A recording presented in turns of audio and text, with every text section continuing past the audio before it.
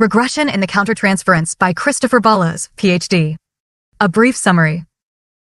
Christopher Bollas's Regression in the Countertransference fundamentally reevaluates the role of the analyst's inner experience, particularly countertransference, in the treatment of severely disturbed patients.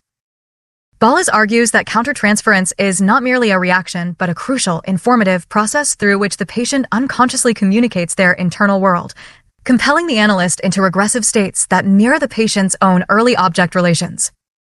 He details a four-stage process of analyst regression and recovery, emphasizing that in working with psychotic patients, the analyst often experiences the madness first and their ability to tolerate process, and eventually interpret these states is curative for both themselves and the patient. This perspective highlights the analyst's own self-analytic capacity as central to effective psychoanalytic work, particularly with those who are unable to reflect on their own internal processes. 1. Reintegration of self-analysis and countertransference as the core of psychoanalytic technique. Bollas argues that the intense interest in countertransference represents a systematic reintegration into the psychoanalytical movement of an exiled function, that of self-analysis.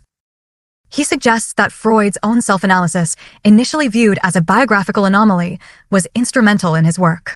Bollas posits that countertransference experiencing, then, is the origin of free associative life, which was unwittingly projected onto the analysand. This implies that Freud's theory of free association was derived from his own inner process, inadvertently leading to a split where the analyst's inner experience was de-emphasized.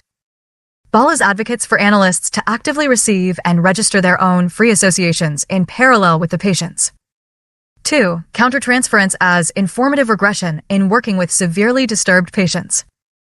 For Bollas, countertransference, especially with primitive mental states, is not simply a reaction, but an active shaping of the analyst's psyche by the patient. He describes it as an informative regression, where the patient unconsciously projects parts of their self and early object world into the analyst. This compels the analyst into regressive states of mind that communicate the patient's experience of being and relating.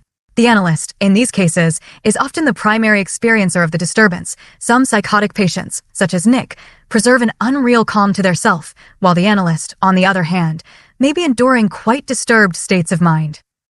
3. The analyst's experience of madness precedes the patient's recovery.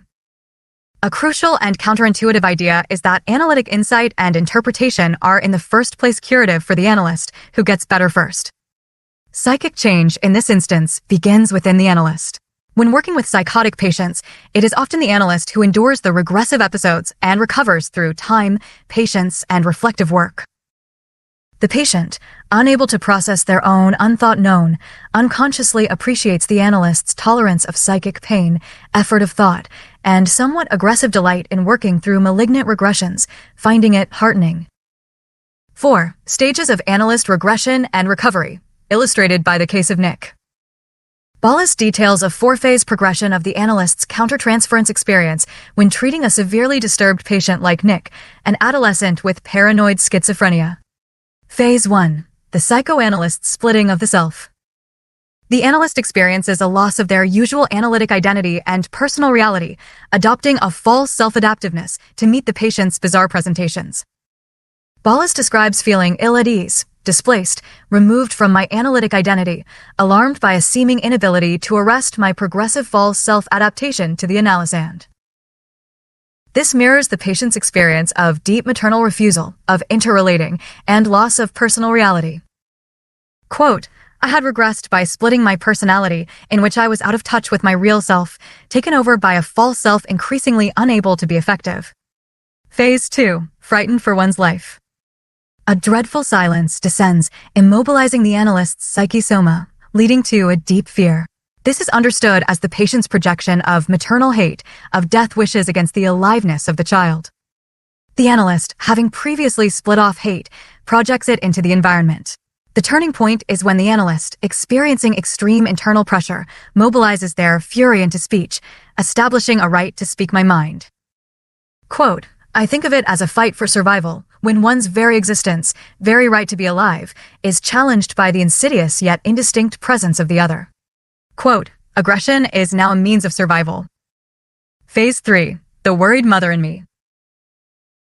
The patient's behavior, e.g., announcing rule-breaking, aims to elicit specific responses in the analyst, shifting the analyst into the mother's frame of mind, a fragmented position, littered with unintegrated islands of affection, interest, coldness, withdrawal, overconcern, indifference. The analyst's task is to understand and interpret what the patient is trying to bring out, rather than reacting as the mad mother. This phase also involves a struggle against the patient's unconscious effort to force the analyst into regarding him as a behavioral object, reducing them to a thing and effectively deadening the other's psychological empathy. The analyst must work to transform this deadening of meaning into meaningfulness. Quote, "I was aware of a new kind of anxiety within me, characterized by an intrusive worry about what he was up to." Quote, "I emphasized how he was aiming to be viewed as a thin creature of habit, to be that which the mother saw, and to bring about in the hospital a deadening hatred of him." Phase 4, Conclusion, Transformation, and Interpretation. This implicit final stage, following the previous 3, involves the analyst's recovery and the eventual objectification of their countertransference position into interpretable meaning. The analyst's ability to transform an informative object relation into thought allows for the formulation of interpretations that can then be offered to the patient. 5. The intermediate area as the site of analytic work with psychotic patients. Bollas distinguishes the work with healthier patients, where meaning can be reflected upon within the session, from that with the most disturbed patient, where the work of the hour takes place in the intermediate area of experiencing.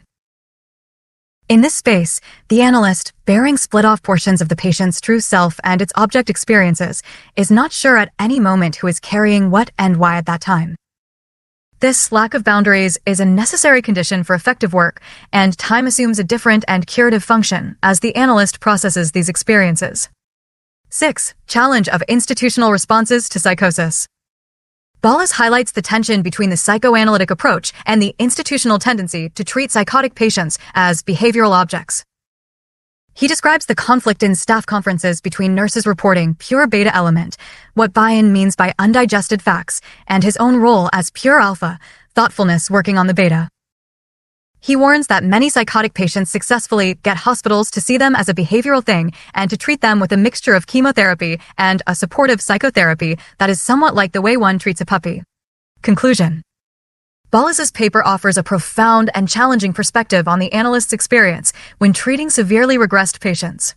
It elevates the countertransference from a potential obstacle to a primary therapeutic instrument, demanding an extraordinary degree of self-awareness, emotional resilience, and willingness to undergo internal regression, mirroring the patient's pathology. The analyst's capacity to contain, process, and ultimately transform these deeply disturbing, informative experiences is presented as the very engine of psychic change in the patient, emphasizing that the analyst's own psychic health and recovery are often the precursor to the patient's improvement. This work underscores the intense, often harrowing, but ultimately deeply human and transformative nature of working with extreme mental suffering.